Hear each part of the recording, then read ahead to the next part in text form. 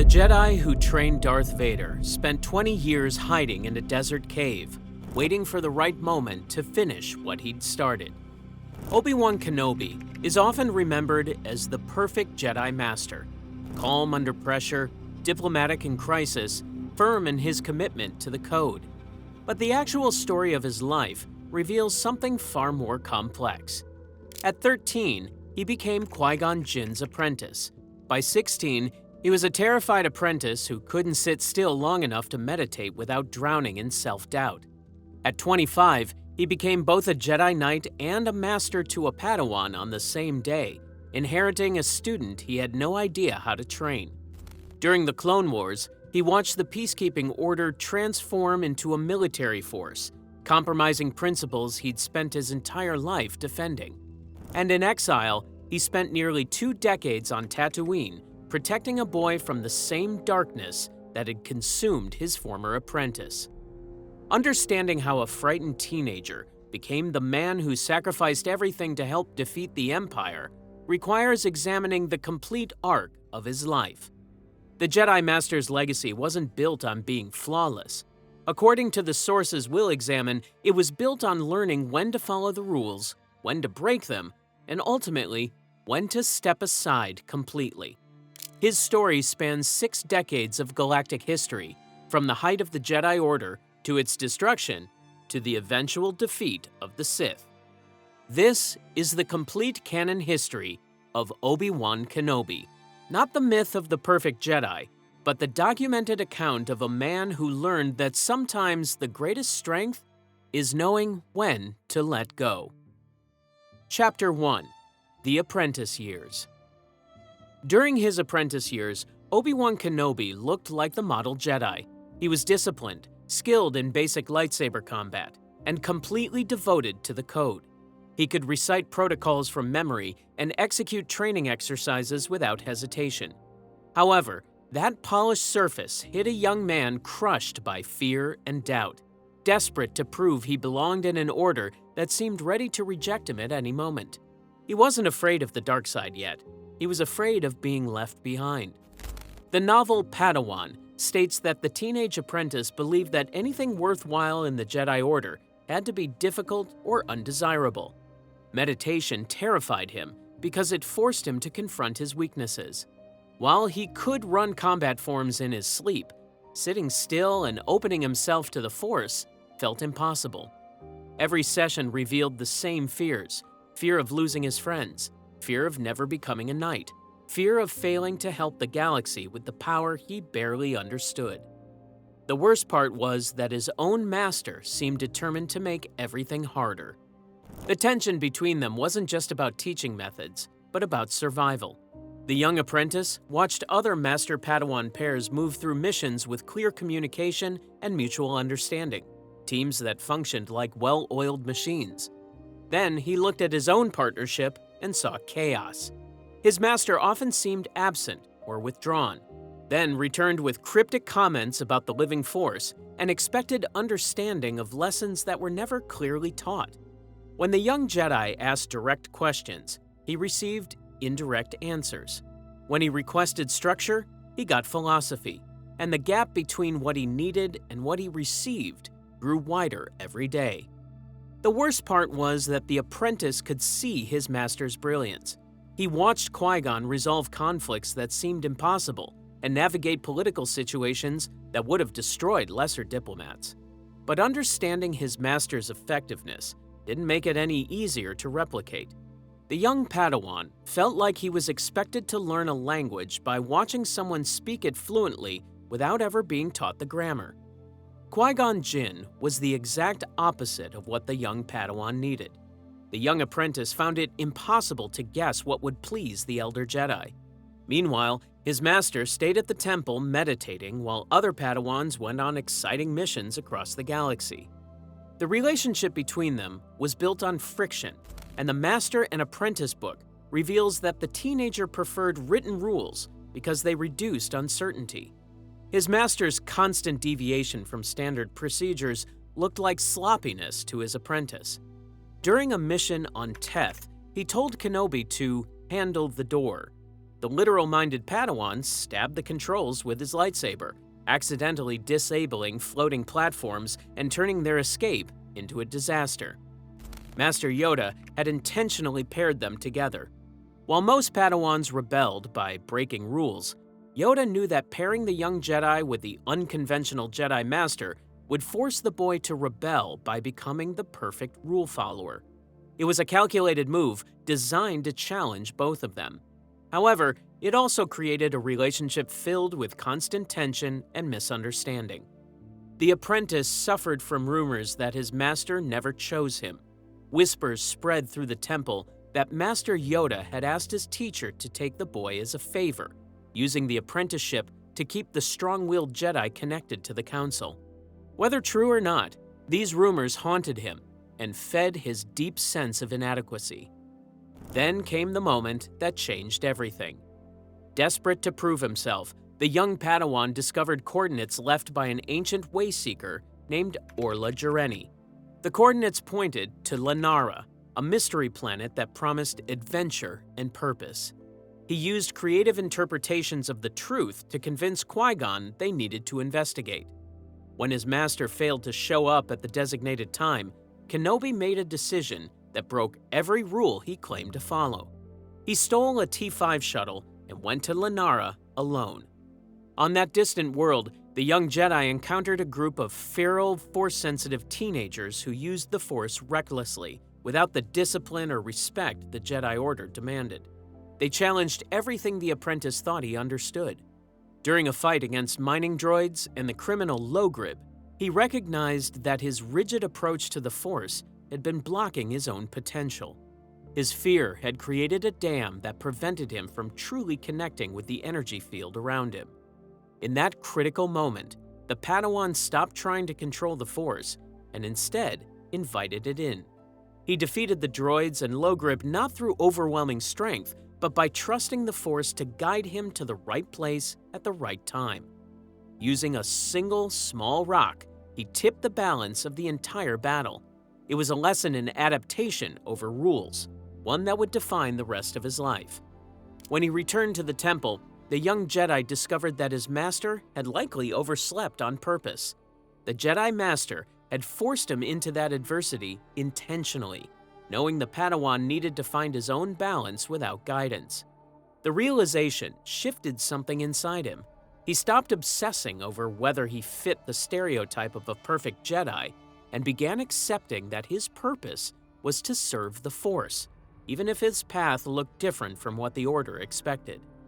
The same novel details that Kenobi's transformation became clear during the Pijal crisis. The mission to that world forced him to choose between loyalty to his master and loyalty to the Council, and he chose the Council. Qui-Gon refused to sign a treaty that would legally allow the Zerka Corporation to continue using slavery. He cited a Force vision warning a disaster. The Padawan viewed this refusal as a violation of their mandate from the Republic and the Jedi Council. After reaching what felt like an impossible dead end, the young Jedi did something almost unheard of. He contacted the Council behind his master's back and reported his teacher's behavior as reckless and dangerous. The Council responded by naming him the rightful representative of the Republic for the treaty ceremony. They ordered the Padawan to complete the mission his master had abandoned. It was a devastating moment for their relationship, yet it also revealed the apprentice's core belief: when the Code and his master's conscience clashed, the Code had to win. During the violence on Pijal, something shifted in the young Jedi's combat abilities. While fighting on the moon, he reached a focused state he had struggled to achieve for years. The basic lightsaber patterns his master had drilled into him became instinct, allowing him to move through blaster fire almost untouchable. He finally understood what the Elder Jedi had been preparing him for. Then, Princess Fanry sabotaged his weapon by replacing his Kyber crystal with an orange Kolin crystal. The altered lightsaber functioned completely differently, forcing the Padawan to adapt mid-combat. Ironically, the change allowed him to bypass specific energy shields designed to block traditional Jedi blades. It was another lesson in flexibility. though he didn't fully appreciate it yet. The Pijal mission changed something essential in how the young Jedi viewed the code. Before, he had seen the rules as absolute truth, but now he understood they were guidelines that sometimes conflicted with reality.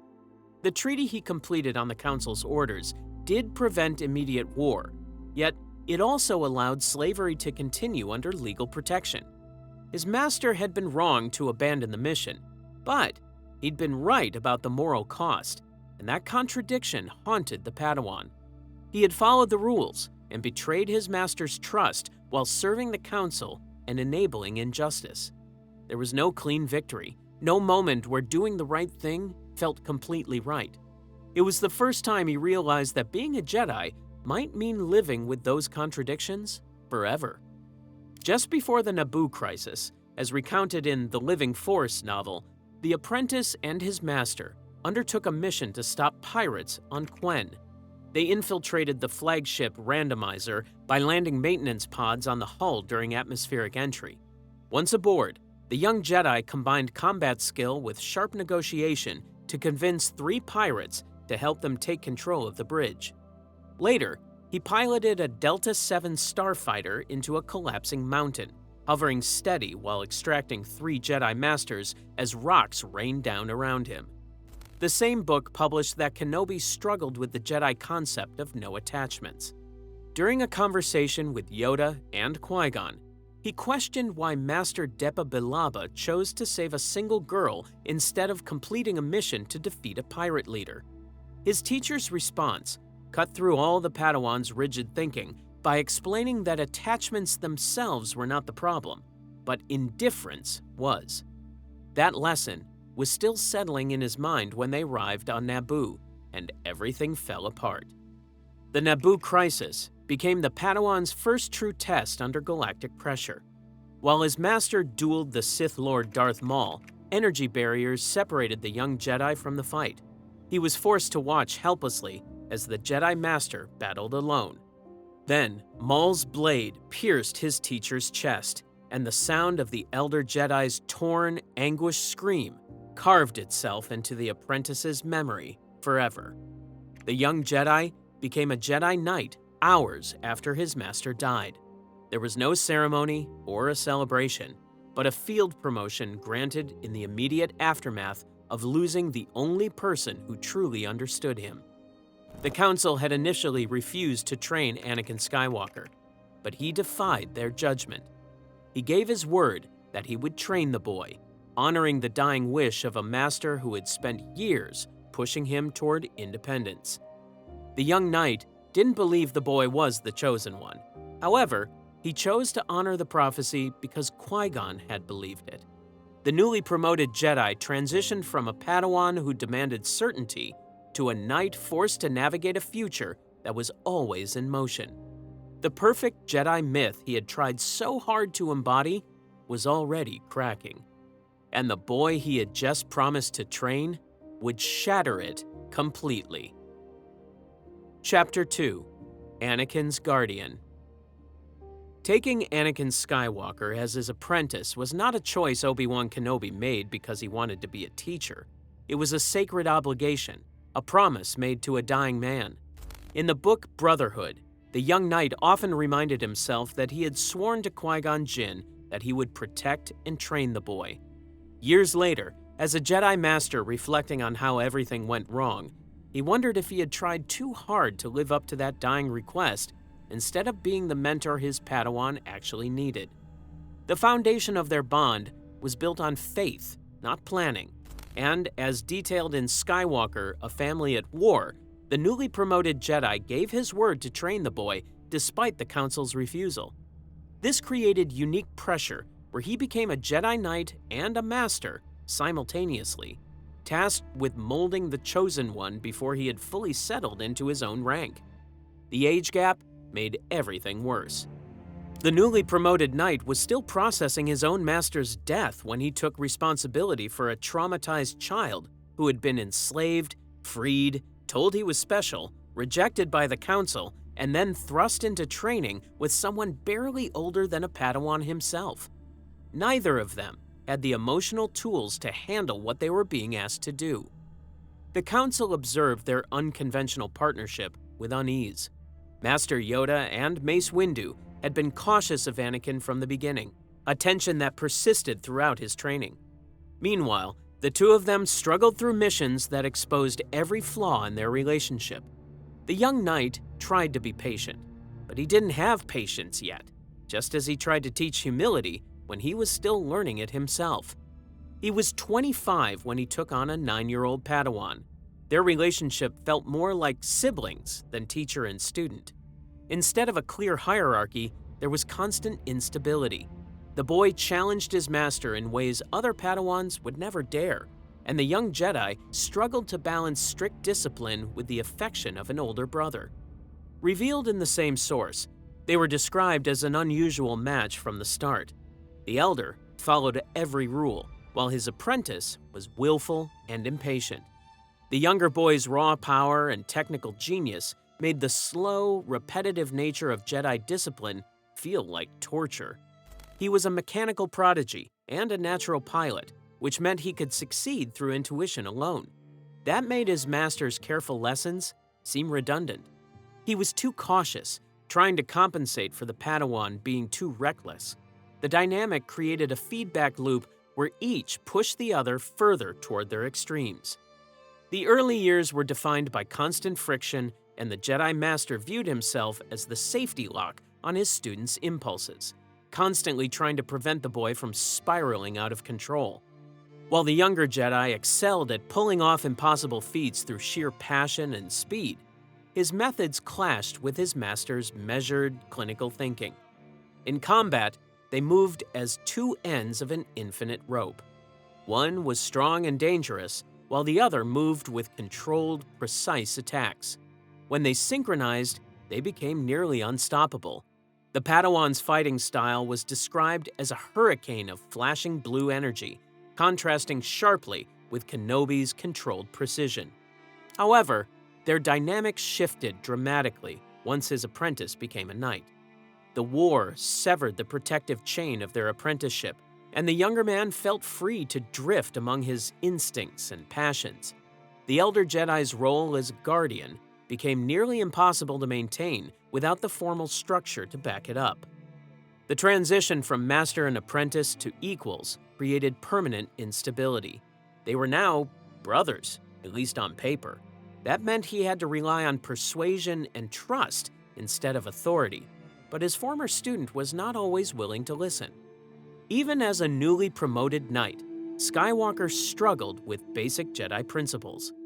When teaching younglings about humility, he awkwardly explained it as simply knowing when to ask for help. It was clear he didn't understand the concept at all. That passion was a burning fire that could either protect him or incinerate him completely. The Jedi Master eventually admitted something that terrified him. The same sources made it clear that without his partner's resourcefulness and stubbornness, he felt like he was missing a limb or flying blind during critical missions. They had become so dependent on each other that separation felt like a physical wound. Their bond was joined not just by rules or training, but by the steady faith Qui-Gon had placed in both of them. That faith created a bond more powerful and fragile than any formal Jedi obligation. Kenobi realized their lives were tied together in ways that went beyond what the Order could understand or approve. The problem was that his growing attachment to his Padawan directly violated everything the Jedi taught. The Order demanded no attachments, and he knew this.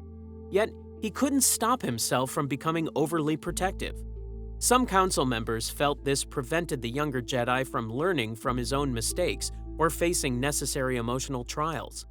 That attachment created a blind spot that would prove disastrous.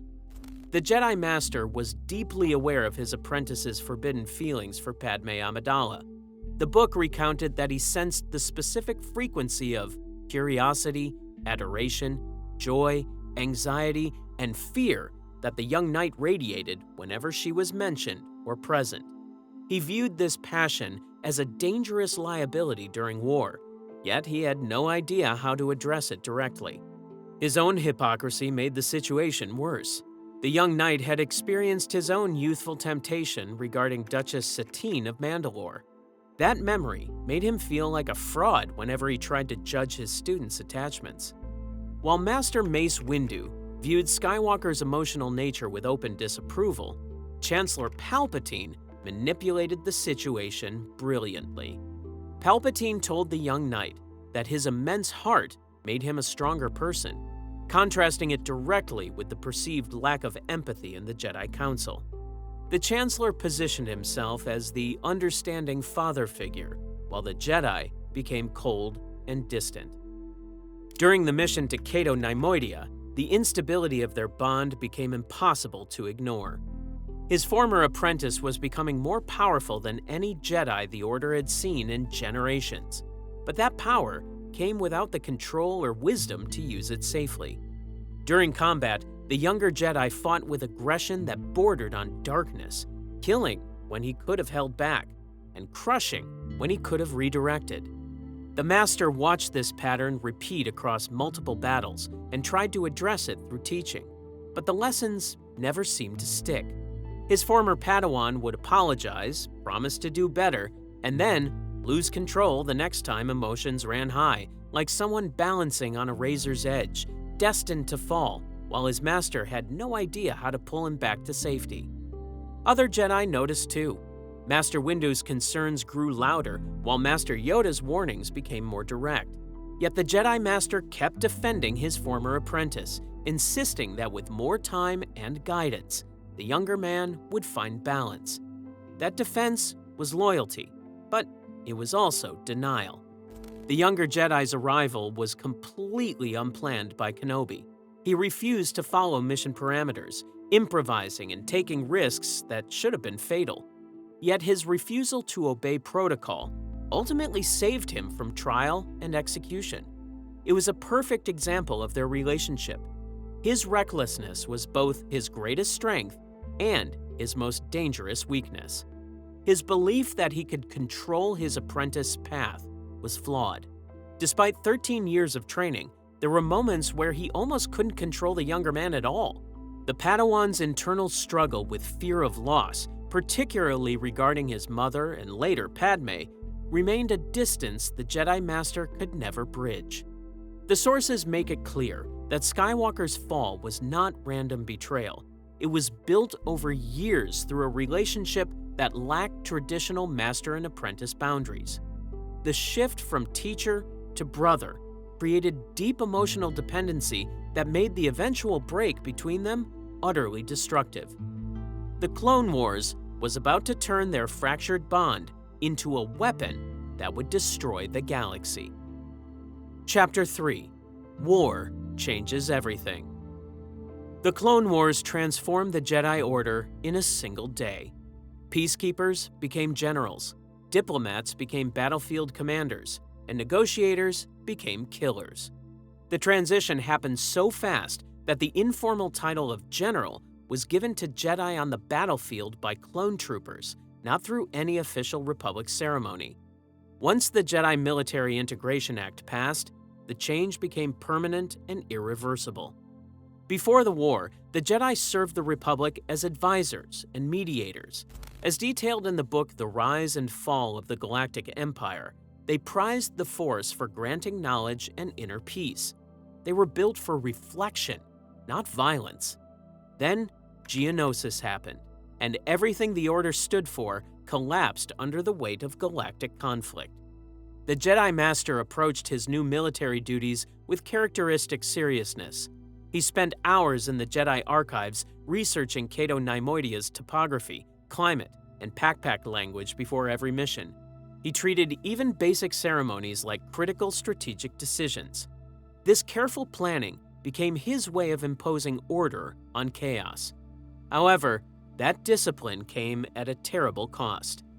To signify his transformation, he eventually adopted plated armor over his chest and arms, complete with a Republic crest on his shoulder pad. The uniform marked a significant shift in identity. He was no longer primarily a Jedi who occasionally fought, but a soldier who happened to use the Force. The war forced him into situations where the Jedi Code provided no answers.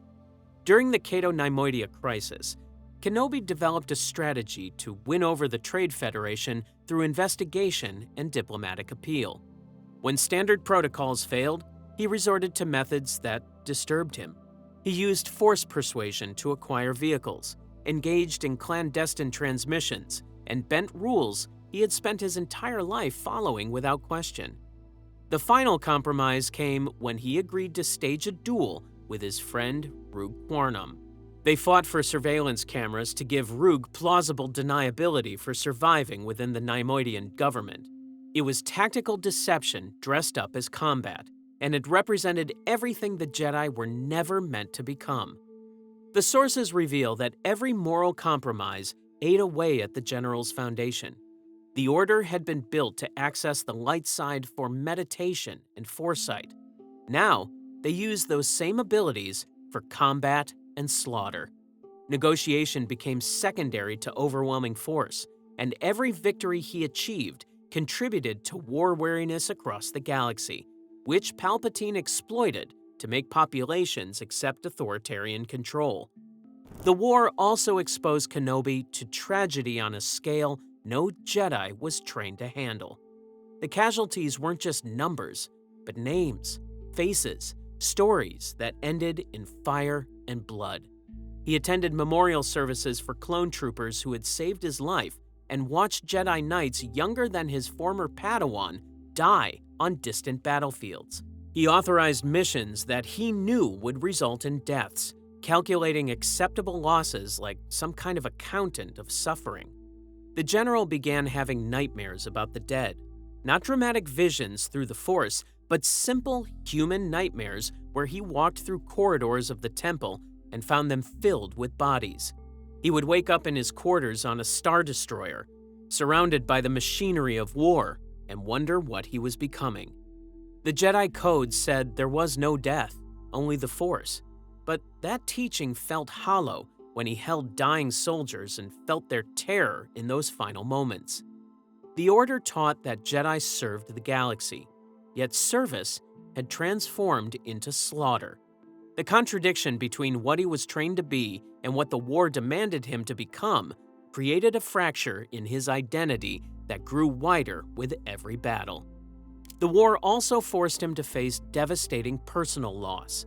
During Darth Maul's violent takeover of Mandalore, the Jedi Master witnessed the elimination of Duchess Satine Kryze, the woman he had loved years earlier during his time as Qui-Gon's apprentice.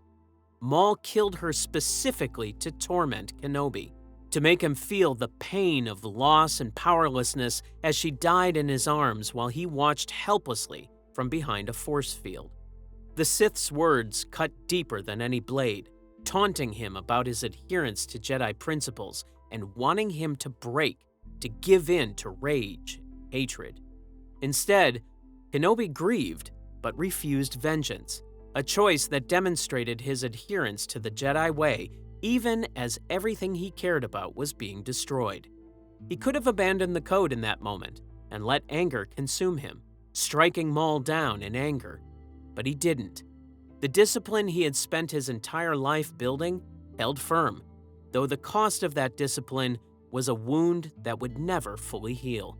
It was yet another lesson in letting go, taught through the cruelest method imaginable. He received briefings on death tolls in the thousands. The book notes that casualties in the Kadessera district alone ranged from 3,200 to 4,000 beings. He personally viewed rivers of death and wreckage where bodies were thrown into impossible positions by explosions. The horror became routine, which was perhaps the most disturbing part. During his investigation on Cato Neimoidia, the general discovered evidence that authentically linked Republic protocols to a terrorist bombing. He admitted to Anakin that he considered destroying that evidence to protect the Republic's reputation. The impulse to deceive mirrored tactics used by the Sith themselves. Later, when meeting with Rug, he purposefully omitted his findings despite claiming to operate in good faith. These were not the actions of a perfect Jedi. They were the desperate choices of a man trying to hold a crumbling galaxy together by any means necessary. His legendary composure was not natural talent either, but a survival mechanism, a disciplined mask worn to suppress the chaos of integrating military violence into Jedi philosophy. He frequently reminded himself not to center on his anxieties. He used meditative rest to fuel his inner discipline before negotiations. When facing a sage ventress, he adopted a standard diplomat's voice and polite smile to hide his suspicion. The source notes moments where he came close to panic. When his secret equipment was stolen, he used the Force to temper his emotional control, recognizing that losing composure would hand victory to the enemy. Eventually, his mind became so committed to the flow of war that even monumental galactic shifts were simply integrated into his being to allow continued function as a leader. Being the calm one stopped being a personality trait and became armor he wore to survive each day. Unknown to him, he was fighting a war organized by the same person on both sides. Darth Sidious controlled the Separatists and the Republic simultaneously. Every negotiation Kenobi completed, every strategic victory he earned, was actually a step toward a pre-planned outcome that guaranteed the Republic's destruction. The war was designed to destroy the Jedi by forcing them to abandon their principles. The same book details that the conflict involved attacking worlds, collapsing economies, and starving planets. As a general, the veteran Jedi became responsible for navigating mass civilian death. The public role of the Jedi shifted from wise peacekeepers to military commanders associated with suffering. Public resentment grew as the war dragged on, and citizens began asking why the wise Jedi had not foreseen the danger. If they were so powerful, why couldn't they end the war quickly? The Jedi were increasingly viewed as responsible for the conflict, or at least part of the problem. Master Yoda admitted the truth during the crisis. He acknowledged that the scope of the Clone Wars was beyond the peacekeeping tradition of the Jedi. The conflict was distorting their points of view, and the Council was losing its way. Then, Palpatine requested something that crossed a line even he couldn't ignore. The Chancellor asked the Jedi to prepare Padawans for military field duty. The Jedi Master recognized this as a dangerous blurring of lines between the Order and the military. The idea of militarizing children disturbed him deeply. However, the Jedi Military Integration Act passed anyway, officially making Jedi generals commanding troops. The sources describe his face as pale when he realized their role had permanently moved beyond mediation. The Jedi Master also watched his former apprentice suffer another devastating blow to his faith in the Order. Ahsoka Tano, Skywalker's own Padawan, was falsely accused of treason and bombing the Jedi Temple. Though eventually proven innocent, Ahsoka chose to leave the Order entirely, disheartened by how quickly the Council had turned against her, and her departure wounded Skywalker's trust in the Jedi more deeply than any battle loss. Kenobi tried to counsel his former student through his emotional trial, but the damage was done because the younger Jedi saw the Council's treatment of Ahsoka as proof that the Order cared more about appearance than justice. It was another crack in the foundation, another moment when the Jedi's principles seemed hollow when tested by reality, and another warning sign that Kenobi could recognize but couldn't prevent. During his trial on Cato Nemoidia, the general made what he later called a massive miscalculation. He relied on facts and logic, while the galaxy was being driven by emotion and displaced grief. His friend Rue Quarnum warned him bluntly that justice didn't really exist, and that people like her shaped the truth. Kenobi initially refused to accept that skeptical worldview, but he watched it play out in real time. He and Anakin observed how the HoloNet transformed their violent struggles into propaganda. His former Padawan was branded a hero with no fear, while the nuance of his diplomacy disappeared entirely, and truth became whatever served the Republic's narrative. The dark side clouded everything. and the Jedi Master sensed it as a thick cloak that made the Force feel unsettled, interrupted, and chaotic. The Jedi believed they were hunting a Sith Lord who wanted to seize control of the galaxy. According to the novel, they failed to realize the Sith Lord already controlled it. Palpatine displayed a carving in his office showing a battle between Jedi and Sith, an obvious declaration of allegiance that every Jedi who visited somehow missed completely. The sensing got worse as the war progressed. What started as a vague unease became a constant pressure, like someone was watching from just beyond his perception. He tried to trace the source through meditation, but the dark side moved like smoke, impossible to grasp or pin down. Other council members reported similar experiences. Master Yoda admitted the dark side was clouding their ability to see the future. Master Windu said the Force itself felt sick, corrupted by the violence spreading across the galaxy. They were fighting blind, making decisions without the guidance that had always been the Jedi's greatest strength. In that darkness, something was waiting for them to make a fatal mistake. By the final days of the Republic, the Jedi had transformed into something unrecognizable. The war forced them into a rigid military mindset that prioritized strategy over spiritual intuition. This blindness prevented them from seeing Palpatine's true nature. More tragically, it prevented him from seeing the depth of darkness growing inside his own apprentice. While Palpatine's mask of civility began slipping, the Jedi doubled down on projecting calm wisdom. His composure allowed him to function as a model general, but that same stoicism masked the truth. The Jedi were being used as weapons to destroy civilian morale and crush hope across the galaxy. The sources make clear that the Jedi failed because their role became incompatible with their beliefs. They were peacekeepers asked to wage total war, diplomats ordered to lead armies, and guardians of life forced to manage mass death. This contradiction destroyed them from within. But he was so focused on winning that war that he missed the enemy standing right beside him. Chapter 4: Brother Against Brother. By the final days of the Clone Wars, the Jedi Order had become blind to the threats right in front of them.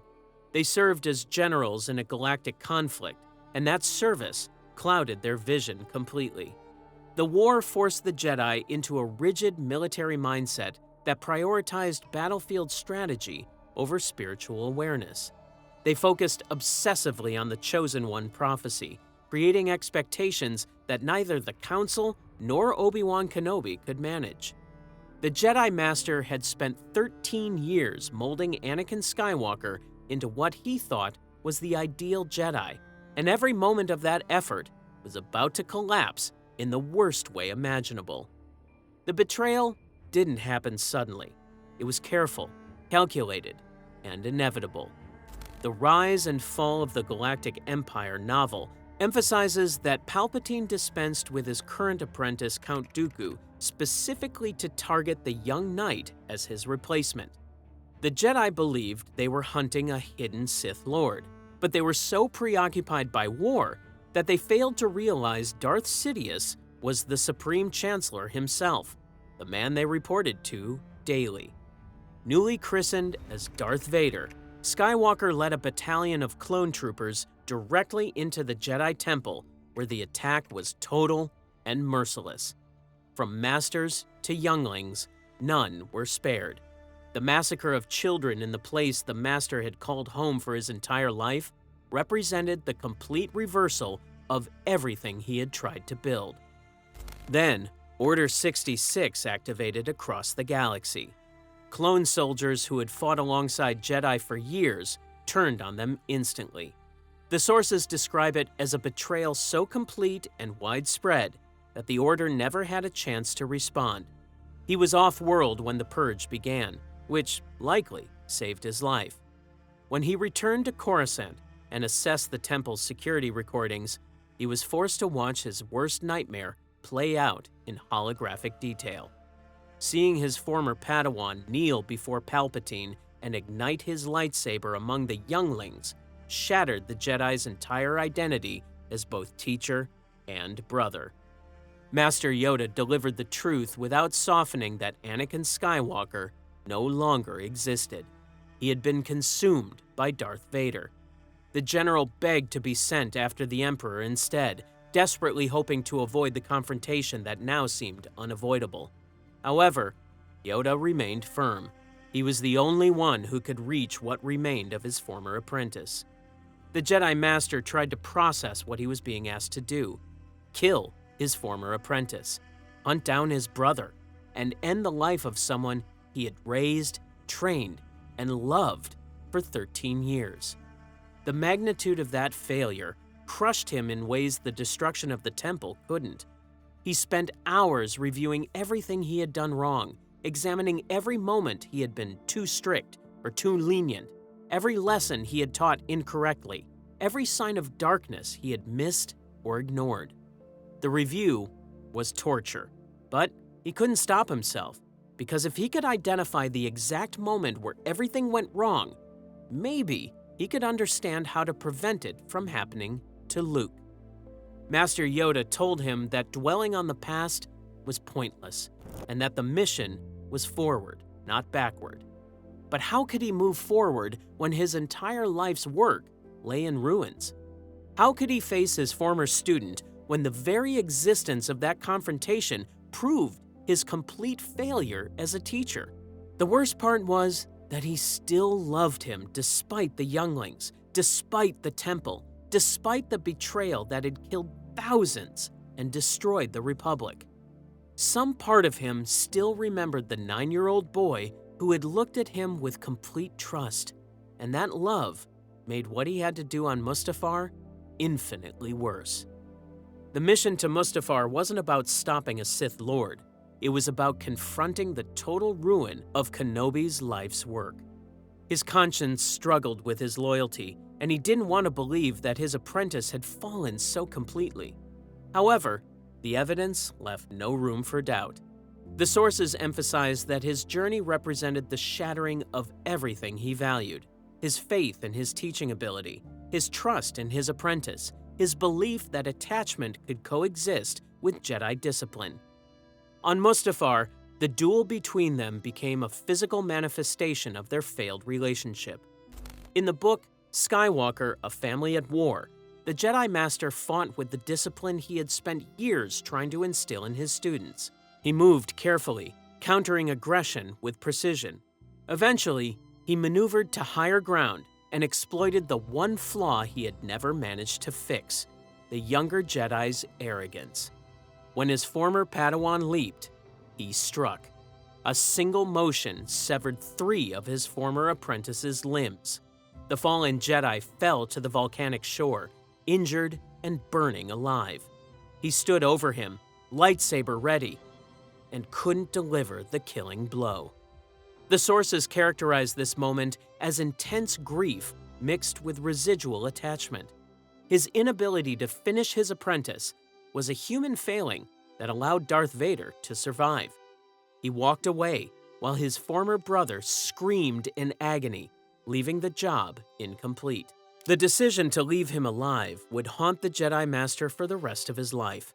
He knew immediately that he had made a terrible mistake, that mercy had no place on that volcanic shore. His former apprentice had murdered children, destroyed the Order, and helped birth an empire that would enslave the entire galaxy, making the realistic choice clear: end him completely. But he couldn't do it. Standing over his burning brother, lightsaber in hand, he couldn't make himself strike that final blow.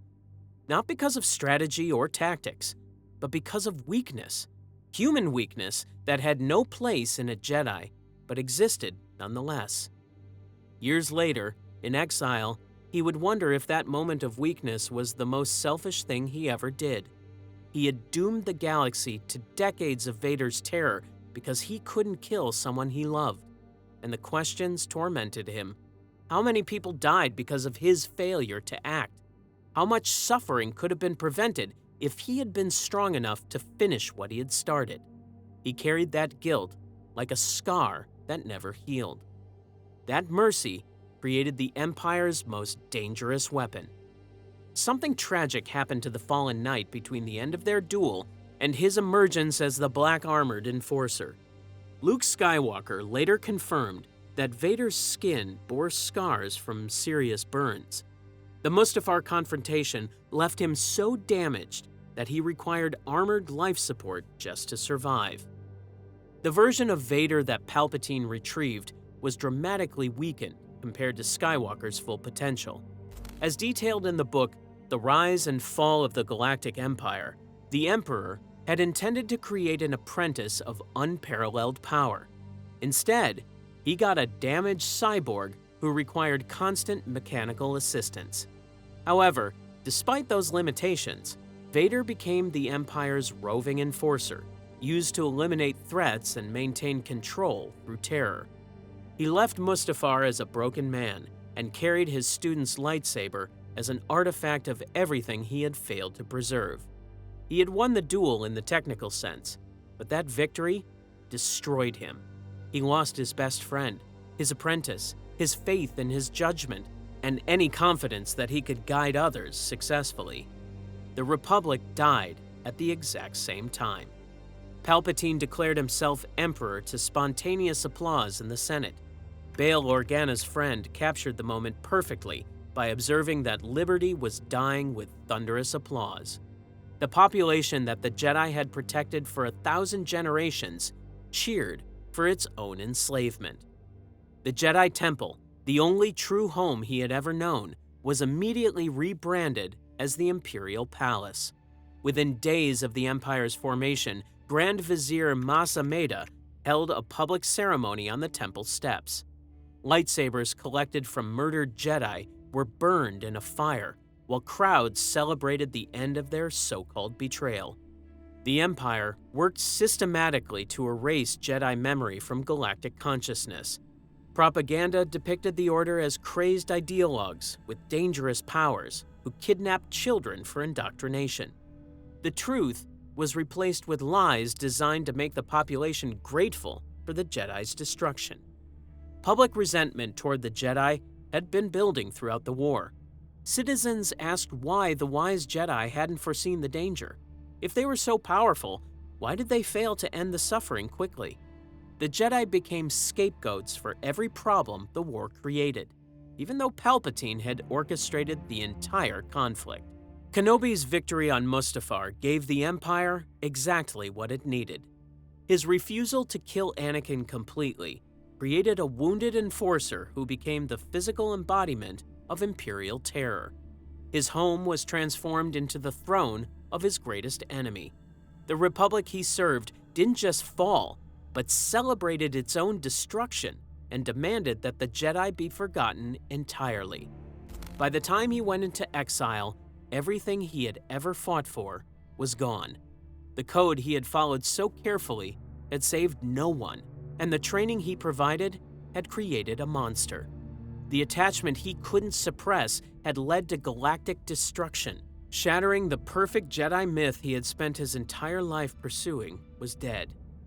By then, the brother he loved more than any rule had become the thing he swore to destroy, leaving him with nothing but a desert planet, a broken legacy, and 2 decades of isolation ahead.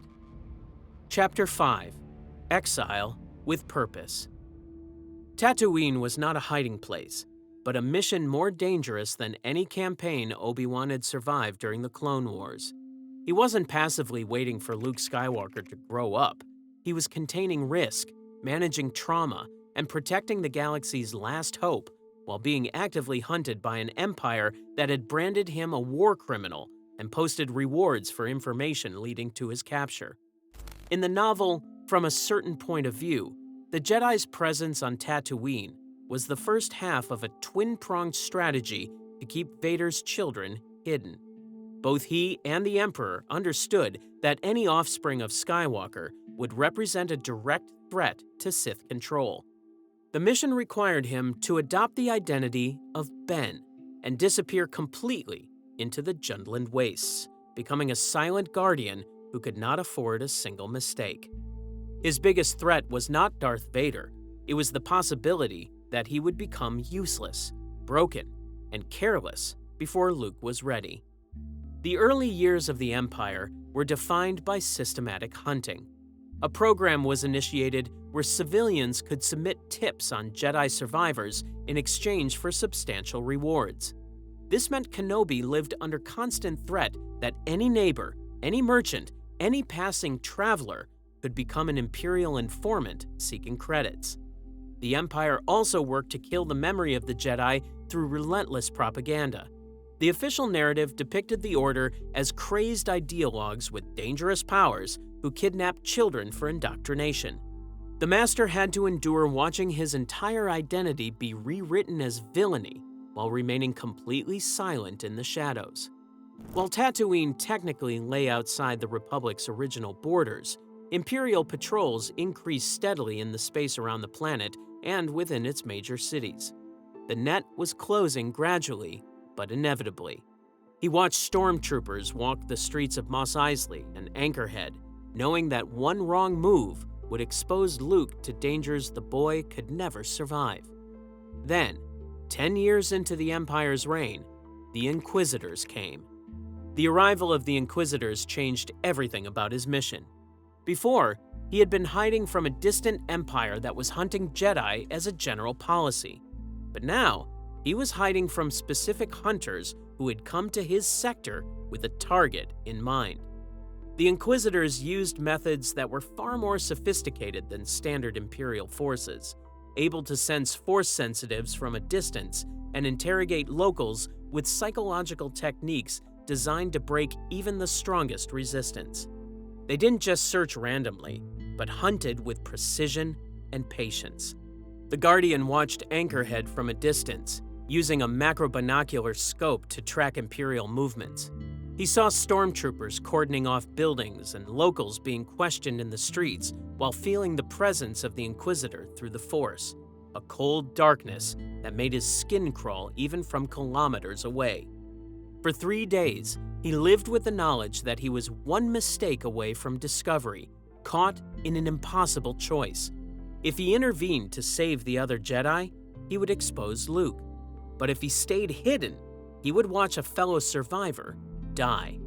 The mission demanded inaction. So, he watched and waited. And when the Inquisitor finally killed the hidden Jedi, he did nothing. The guilt of that inaction added to the weight he already carried. Another death he could have prevented, another failure to add to the list. But the mission was Luke, not individual lives, and he repeated that truth to himself like a mantra, trying to make it feel less like a betrayal. The Inquisitors arrived on Tatooine hunting a Jedi hiding near Anchorhead. These hunters were notorious for their custom black armor and modified lightsabers. They served as the Emperor's personal agents, answering directly to Darth Vader himself. They were also known across the galaxy for abducting Force-sensitive children to serve the Emperor's purposes. Any display of the Guardian's power would have instantly marked Luke as a target for these abductions. So, when the Inquisitors eventually killed the Jedi they had been tracking, he was forced to remain hidden while a member of his own order was executed mere kilometers from where he lived. The moral agony of that restraint was crushing. The cost of staying silent extended far beyond Tatooine. While he watched over a desert farm, the Empire was committing crimes on a galactic scale. Wholesale genocides were carried out on worlds like Lasan and Geonosis, while the entire Wookiee population on Kashyyyk was enslaved for Imperial construction projects. On Wobani, populations starved under impossible agricultural quotas designed to break their will. Independent worlds were converted into toxic industrial hubs. The construction of the Death Star required stripping sacred worlds like Jedha and Ilum for kyber crystals, a violation of Jedi legacy that Kenobi could do nothing to prevent. Every brutal act he learned about through scattered reports was another weight added to the burden of his exile. However, the greatest danger to the mission was not external, but internal. Many survivors of Order 66 allowed their Force abilities to deteriorate during years of hiding. This left them out of practice and vulnerable even to lower-level purge troopers when they were eventually discovered. The Jedi Master's struggle to remain a focused Jedi Master while living as what locals dismissed as a crazy old hermit represented the real test of his discipline. He had to manage the risk of becoming irrelevant before Luke matured.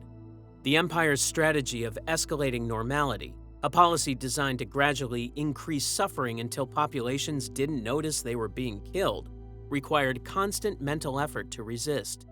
This psychological pressure was designed to make resistance feel pointless and collaboration feel necessary. The Guardian also faced the terrible irony of Luke's own desires.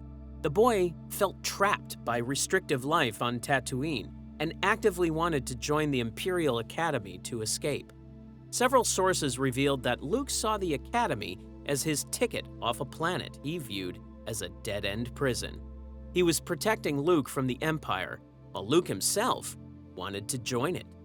Owen Lars made the situation even more difficult. He viewed the old Jedi's presence with deep suspicion and hostility. Owen feared that the old Jedi would lead Luke down the same idealistic path that he believed had killed Anakin. He was not welcome, and he lived in complete social isolation, unable to intervene or offer guidance to the person he was most dedicated to protecting. The psychological toll of exile was immense. There were days when he considered ending the mission entirely. He could leave Tatooine, join the emerging rebellion, and fight the Empire openly, using his skills and experience to save lives across the galaxy instead of watching one boy from a distance. The temptation was strongest during the Empire's worst atrocities. When he heard about Geonosis being sterilized, when reports reached him about Wookiee enslavement, when he learned about the Death Star construction through whispered rumors in Mos Eisley cantinas. But then, he would remember what Master Yoda had told them before they separated. The twins were not just important, but essential. If the Emperor discovered their existence before they were ready, everything would be lost, and the entire galaxy's future depended on these children surviving long enough to fulfill their destinies. So, he stayed, maintained his discipline, and endured the isolation and the guilt and the crushing weight of inaction. And he prayed to the Force that when the moment finally came, Luke would be ready for what was being asked of him. Years into his exile, a ghost from the past arrived to shatter his solitude. Darth Maul, the Sith warrior who had killed Qui-Gon Jinn decades earlier, tracked the Jedi Master to Tatooine. Consumed by obsession and rage, he sought the revenge that had defined his broken life, a confrontation shown in the Star Wars Rebels episode, Twin Suns. Under the twin moons of Tatooine, the two faced each other one final time in a duel that was brief but decisive. Kenobi had spent decades refining his understanding of combat, while Maul had spent those same years drowning in hatred, and 3 precise movements ended the fight. Maul fell to the sand, mortally wounded. As the Sith warrior died, he asked if the boy Kenobi guarded was the chosen one. The Jedi Master confirmed it, and something like peace crossed Maul's face as the cycle of vengeance that had consumed him finally ended. Kenobi closed his enemy's eyes with respect, having gained closure to a conflict that had haunted him since he was 25 years old. Even in exile, the past refused to stay buried. Kenobi lived with deep self-doubt during those years. He explicitly admitted his own arrogance, stating that he thought he could instruct his Padawan just as well as Yoda, and that he had been completely wrong. He was haunted by the torn, agonized scream of Qui-Gon being cut down decades earlier.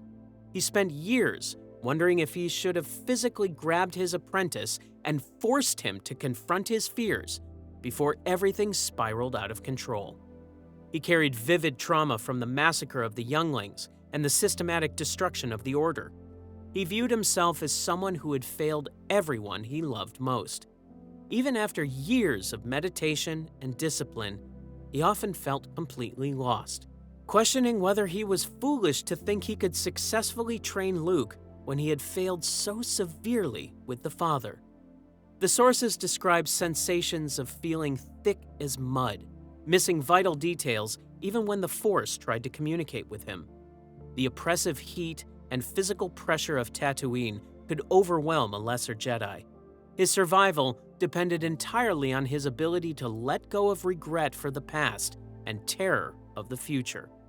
If he had succumbed to grief over Padme, the Jedi Order, or the Republic, the mission to protect Luke would have failed before it began. Meanwhile, he followed Leia's progress as a senator from a distance. He observed how her voice and bearing became weapons she used with remarkable skill. Yet he could not step in to guide her openly. This restraint was not an absence of action, but a deliberate containment of power to ensure that the best parts of Anakin, embodied in Luke and Leia, could eventually outlive their father's terrible legacy. Solitude on Tatooine served another purpose beyond protection. Through deep meditation in his desert cave, the exiled Jedi learned to commune with the spirit of Qui-Gon Jinn, a technique Master Yoda had taught him before they separated as a final lesson in training that would prepare him for his own transformation. Those conversations with his former master provided guidance during the darkest moments of isolation, with Qui-Gon's voice helping him navigate the moral complexities of his mission, reminding him why patience mattered, and preparing him for the moment when he too would need to become one with the Force. The practice wasn't just about receiving wisdom, but about learning to exist beyond physical form, understanding that influence could transcend death itself. The Master's decision to manipulate the truth about Vader was entirely tactical. His choice to tell Luke that Vader betrayed and murdered his father was calculated mission protocol. He believed that revealing the full truth too early, before Luke's training was complete, could send the boy spiraling into darkness. He used what he later called a certain point of view as a strategic tool for managing Luke's emotional readiness and protecting him from truths he wasn't prepared to handle. His time on Tatooine represented constant tactical containment of risk. He wasn't simply waiting for Luke to mature. He was maintaining his sanity and combat skills while Inquisitors executed fellow Jedi in nearby settlements, while informants actively sought rewards for his location, and while his own ward considered joining the military of the very enemy he had spent decades hiding from. His exile functioned as a form of punishment. He lived in poverty and complete solitude to ensure that the Chosen One's son would have the childhood his father never experienced, free from the crushing expectations of Jedi prophecy and council politics. The Empire tightened its oppressive grip across the galaxy during those years, and the Jedi Knight chose to take satisfaction in the twins' existence from a distance rather than intervening in galactic suffering that he had no power to stop. In the novel A New Hope, The Princess, the Scoundrel, and the Farm Boy, Bail Organa specifically sought out the warrior when the rebellion reached its most desperate hour because a war demanded warriors. The sources emphasize that his exile had always been intended as a temporary holding pattern, a warrior held in reserve until the exact moment the galaxy needed him to return. When that call finally came, he had one chance to prove that 20 years of silence hadn't been for nothing. Chapter 6: The Final Test. Before his return, Obi-Wan Kenobi existed in two very different forms in two very different minds. To Princess Leia, he was General Kenobi, a legendary warrior her father Bail Organa spoke of with reverence and trust. Her mission to find him was desperate because he represented her father's last hope for the rebellion, the one person who might turn the tide against the Empire.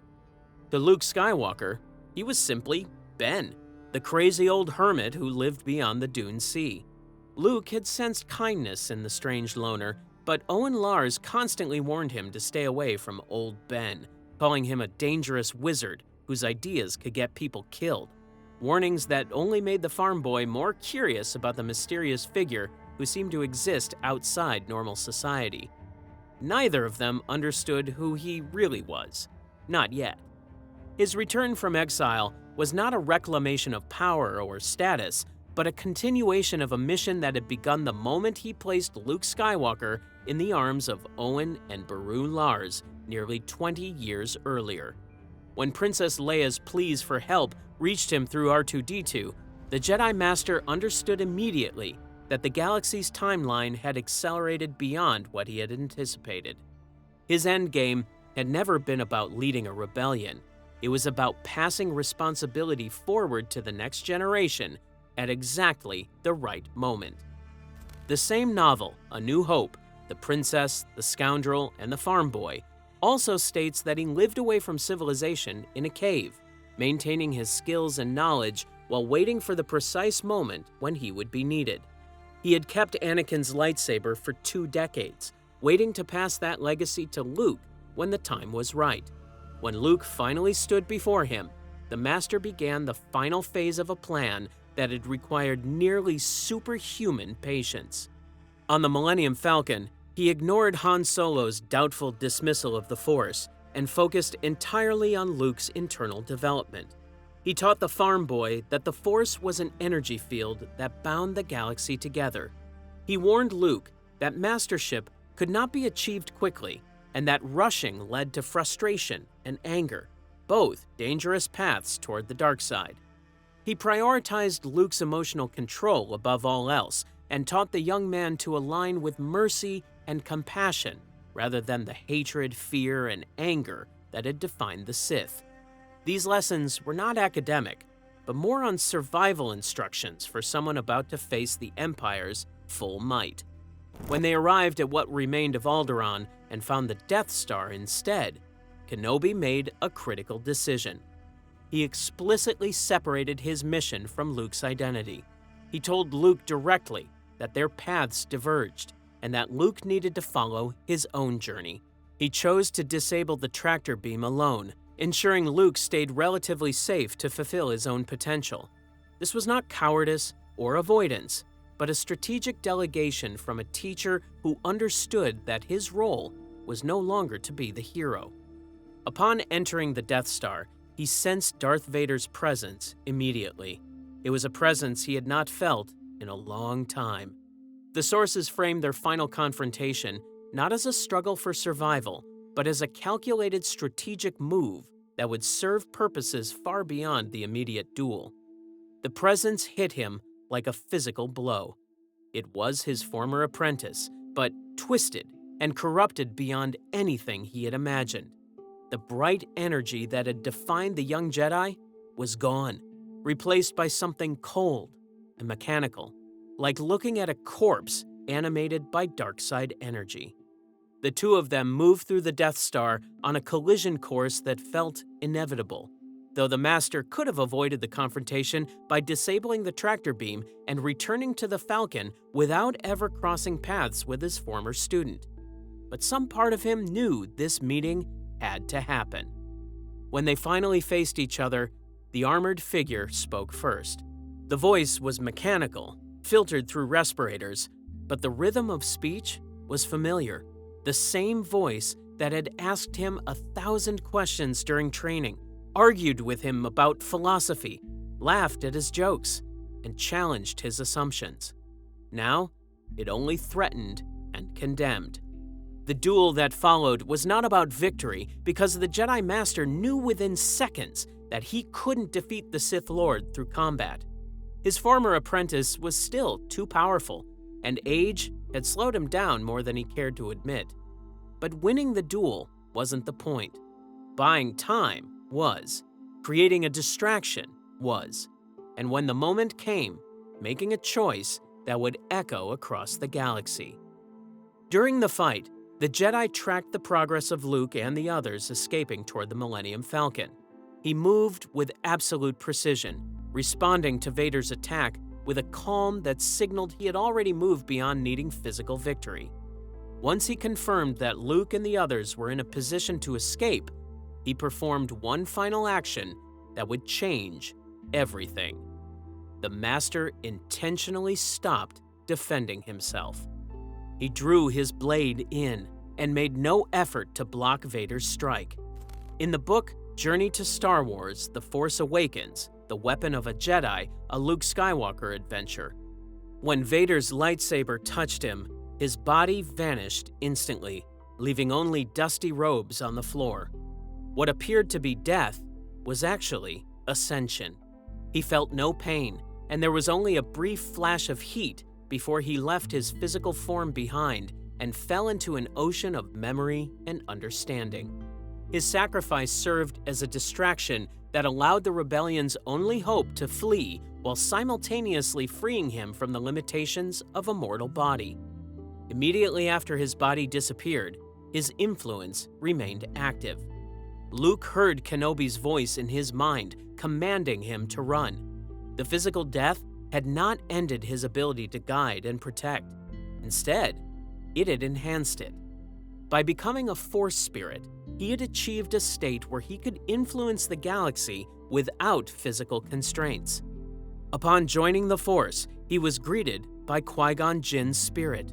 His former master confirmed that his long years of preparations had proven effective.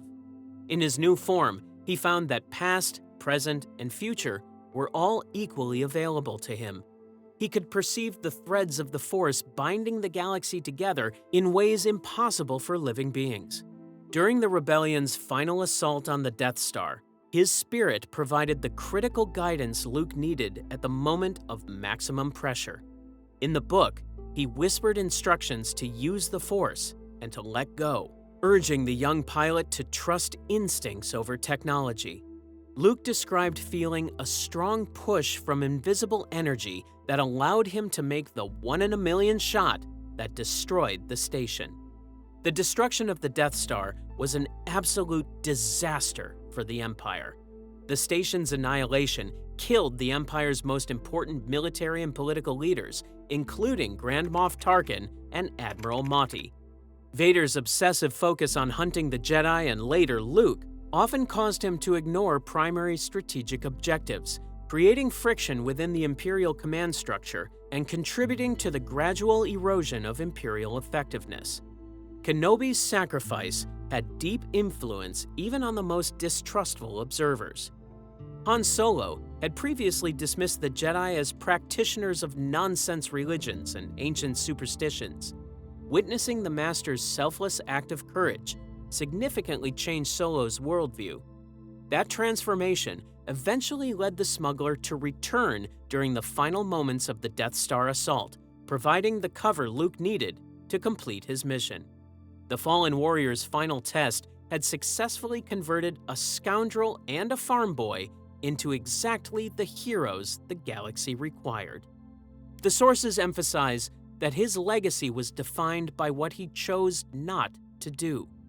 He did not attempt to reclaim the power and status the Jedi had held as generals during the Clone Wars. He allowed the perfect Jedi myth to die completely so that a new, more honest understanding of the Force could be passed to Luke. In the book Journey to Star Wars: The Force Awakens, even in their brief time together, the teacher taught Luke the foundational principles of Jedi meditation. He emphasized that practitioners must become empty vessels so the Force can fill them with guidance. This restraint ensured that Jedi knowledge was not lost or destroyed in some useless rebellion led by him before the time was right. The sources illustrate that his most legendary power was his ability to guide from beyond death. Luke continued to hear his former teacher's voice at critical moments throughout his journey. The Weapon of a Jedi book stated that at the Temple of Edit on Deveron, the voice told Luke that the will of the Force had guided him to that place and instructed him to open himself completely to the Force's commands. During a life-or-death duel with the dangerous Sarko Plank, Luke recalled one of his most important teachings: let go. He had taught that eyes and ears could be deceived, but that the Force itself was all-seeing and truthful. This lesson became the foundation for Luke's survival and growth. Eventually, Luke made a vow that captured the full weight of what his former master had sacrificed to make possible. He swore on his memory that he would become a Jedi, rebuild the Order, and return to complete what his teacher had started. That vow became the foundation of the new Jedi Order. Luke eventually provided the New Republic with detailed accounts of the Force and the true nature of the Sith, helping to dismantle the propaganda the Empire had spread for decades.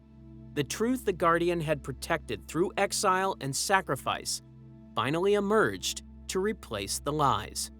Kenobi's influence extended even to the redemption of Anakin Skywalker. In the afterlife, he provided what the sources describe as a final push through the Force, helping his former apprentice finally release his identity as Vader and return to the light. He eventually realized that Luke represented success where his father had failed because Luke inherited his father's best qualities but possessed a quieter temperament, drawing from the Force in small, measured amounts rather than the desperate, consuming drafts his predecessor had taken. The Tarkin doctrine that ruled the Empire relied entirely on controlling populations through fear of overwhelming force.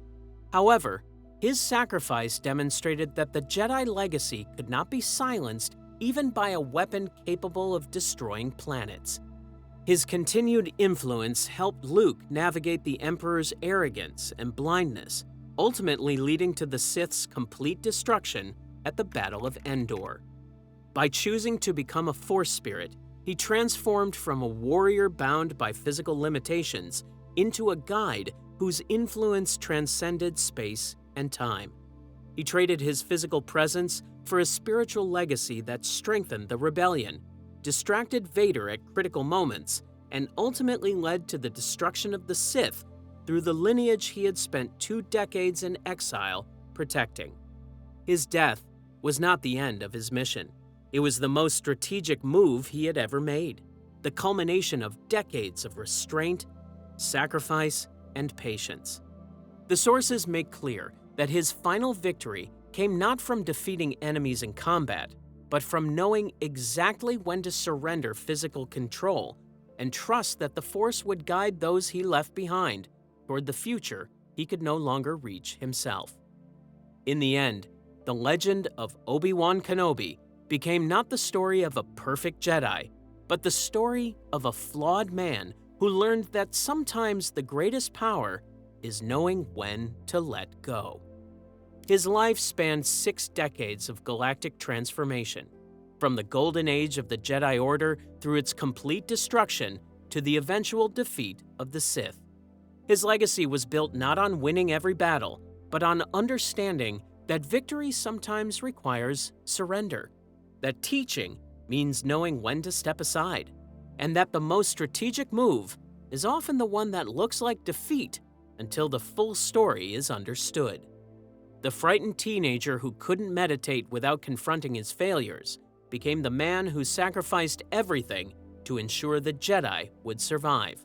The rigid apprentice who reported his master to the council learned that sometimes breaking the rules was the only way to serve the greater good, while the young knight who took on a student he wasn't ready to train discovered that his greatest lesson wouldn't be taught to Anakin, but to Luke.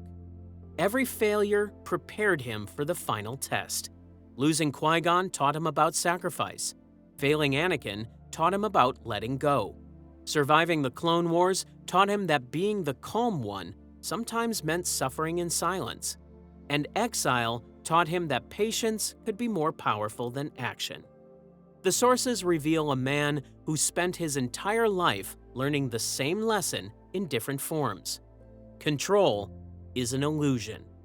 The Jedi Code couldn't control the galaxy. His training couldn't control Anakin. And his exile couldn't control when Luke would be ready. In the end, the only thing he could control was himself. And the moment he surrendered even that control was the moment he became truly powerful. Obi-Wan Kenobi's story is about learning that perfection was never the goal. The goal was serving the Force, protecting the future, and trusting that letting go at the right moment could save everything he couldn't hold on to. That's the legacy that outlived the Empire. Obi-Wan's impact resonated long after his physical death. Historical accounts from the source document that his sacrifice and teachings set Luke Skywalker on the path to becoming a true Jedi Knight, which, in turn, led to the Emperor's ultimate defeat at the Battle of Endor. When Luke faced the Emperor and refused to kill his father, he was following lessons learned from the man who had raised Anakin and then learned from those failures. Wisdom that would become foundational when Luke rebuilt the Jedi Order. The Ben Kenobi that Luke remembered became a legend throughout the New Republic, proof that a Jedi's true influence lives on through the students they inspire and the choices they make. The frightened apprentice who once couldn't meditate without confronting fear had become a symbol of what it meant to serve the Force completely, to let go of everything except the mission that mattered most. Two other figures played crucial roles in shaping Kenobi's journey. Mace Windu's distrust of Anakin created fractures in the Council that Palpatine exploited, and Kenobi's tactical genius made him the only Jedi capable of defeating the Separatists' deadliest weapon, General Grievous. Both dynamics reveal essential truths about the Clone Wars era.